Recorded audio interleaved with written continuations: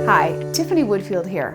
I'm going to talk about cross-border financial planning and 8 tips that are going to help you manage your family's cross-border wealth. One of the biggest mistakes I see is a lack of expert planning. Many people come to us after they've already made costly mistakes. Stay to the end of this video so that you can help prevent that from happening to you. First, if you're currently living in the US or living in Canada and you haven't moved across the border yet, I have 2 action items for you. First, you need to schedule a call with a cross-border financial advisor, and second, you need to contact a cross-border accountant. There's a reason I say speak with a cross-border advisor. It's because it's the best way to optimize your portfolio for where you live.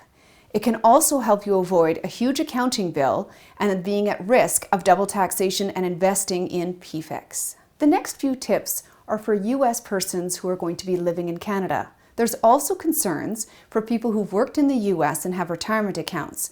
I'll go over those at the end of the video.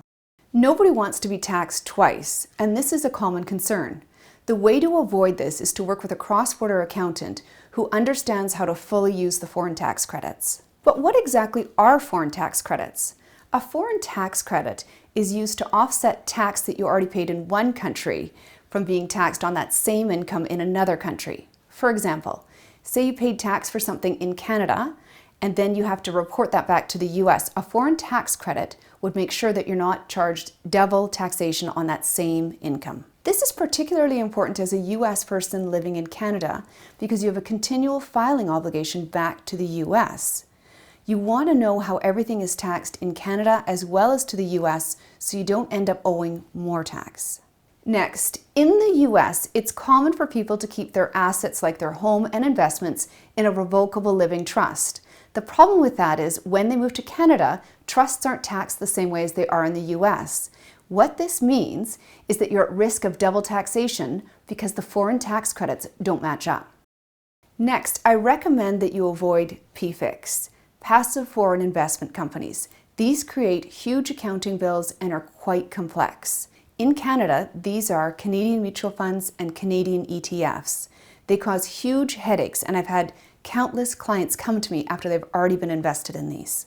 I also recommend that you look for an investment firm that can produce a full set of investment tax receipts for Canada and for the US. This is important because it ends up saving your accountant time and saves you money. It also makes tax time a lot less stressful. Next, you should be aware that starting a business in Canada or moving a business to Canada if you're a US person has a bit more complications than you might expect. One of those is called the GILTI Tax. I would recommend that you speak to a cross-border accountant before you consider starting a business or bringing your business to Canada.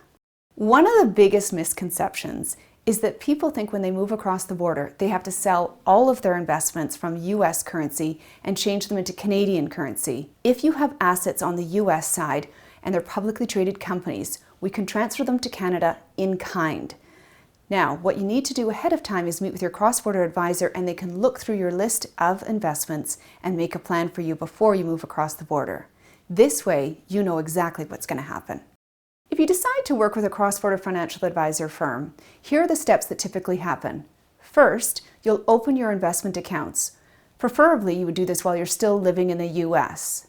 Then, the next step is you'll meet with your financial advisor and decide how and when you want to move these accounts over to Canada. Your financial advisor will look through your investments and determine what can be moved over in kind, which means that it wouldn't have to be sold. That also wouldn't create a taxable event. Also, if you have an IRA, this will not have to be transferred to an RRSP, but it can be held intact. Again, not a taxable event for you. If you have a 401k and you wanted to move it over to Canada, you can roll it into an IRA and have it actively managed in Canada, as long as you aren't still contributing to the 401k. Your non-registered taxable investment accounts will take the most planning. This is because they're going to be subject to tax in the US where you're currently living and to Canada. What you may want to do is sell anything that's in the loss position and keep anything in a gain position. I would recommend that you speak to a cross-border accountant about this before you move. Finally, if you're not a US citizen or a long-term green card holder, but you worked in the US and have retirement accounts, you still will want to understand how to manage those. That's what I'm going to cover next. You may have a 401k and want it actively managed from Canada. You can have it rolled into an IRA. The thing to take into consideration is, with a 401k, you don't face a penalty if you're no longer working with the company and you take a distribution after age 55. With an IRA, the earliest you can take a distribution is age 59 and a half without getting a penalty. Having your entire US and Canadian investment portfolio managed by one team can make things a lot easier. They understand your overall portfolio risk and can create diversification because they know all of your individual holdings. Your team will know the tax impact and the rules for taking money out of a Canadian plan versus a US plan, and they can also help you with financial planning and estate planning, taking into consideration assets on both sides of the border.